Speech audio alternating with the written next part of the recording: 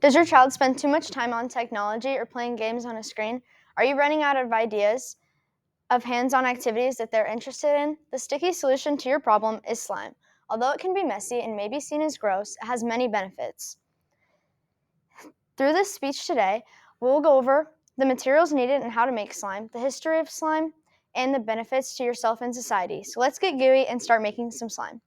As we begin, there's hundreds of ways to make slime, but the materials that you need today will be a bowl or container, glue, a mixing spoon, contact solution, food dye, and baking soda.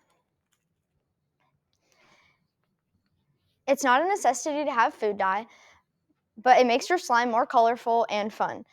You can also add materials like beads or charms, and I'll be adding beads. So after you have all your materials together, you can start by adding your glue to your container. I will be using about a cup of this clear Elmer's glue. After you add your glue, I think it's then easiest to add your food dye. I will be making a green slime, and I will pinch some green food dye into my container. After I mix it well and find the color that I want, I will then add baking soda and my contact solution. There are many substitutions to the contact solution, but it's most important to choose one with boric acid because this is what activates the squishy texture. According to How to Make Slime with Contact Lens Solution, when choosing a contact solution, you must have boric acid because this is what activates the right texture.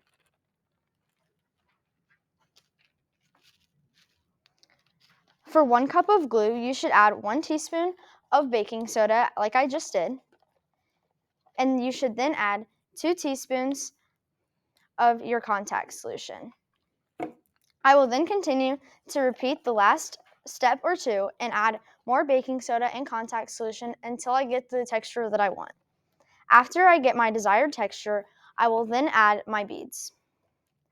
So as I finish making my slime,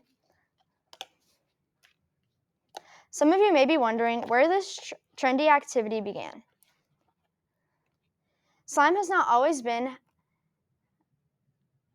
what it is now, and according to Summers, although slime-like substances started all the way back in the 1700s, it wasn't until the 20th century that slime became a toy.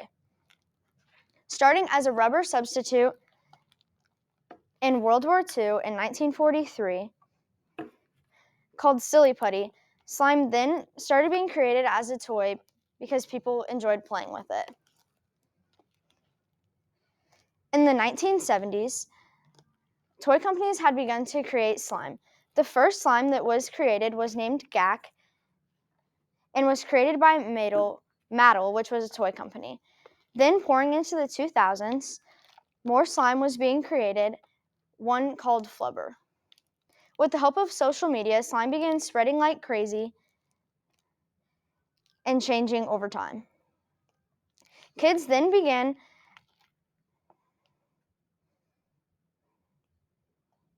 Many teens and children started slime shops where people sold and bought slime everywhere. Even as a kid in 2015, I had my own slime shops with my cousins where I would buy and create my own slime.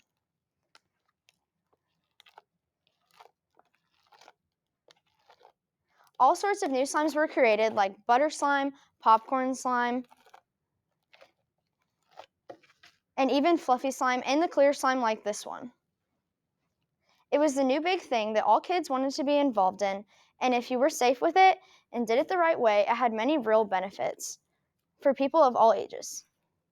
And now that I've found my desired clear slime, I'm going to add my beads.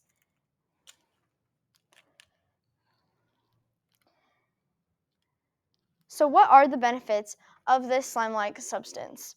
Surprisingly, there's a lot more than you think. Making and playing with slime can help develop fine motor skills, decreases screen time, and can be very therapeutic. With this hands-on activity, there's many fine motor skills that play into it. According to Using Slime as a Fine Activity for Occupational Therapy,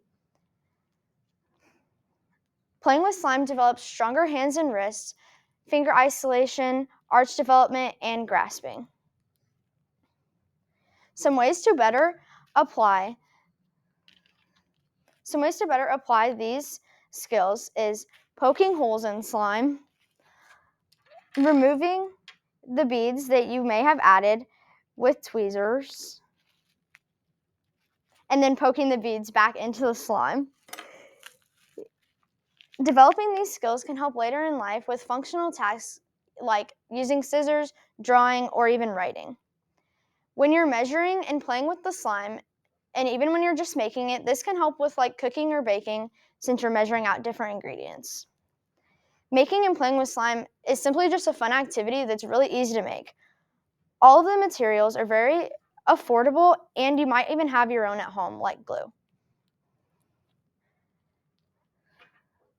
So instead of just sitting on a screen, this gives kids a hands-on activity that is very beneficial when used in the right way. Slime also is very therapeutic and promotes sensory activity for people of all ages. It can help people of all ages because by using occupational therapy, this stimulates a sensory activity, which is the reason that all people, not only kids, should play with slime. So next time you're looking for a fun activity or want your kids to get off their tablets, you should make slime.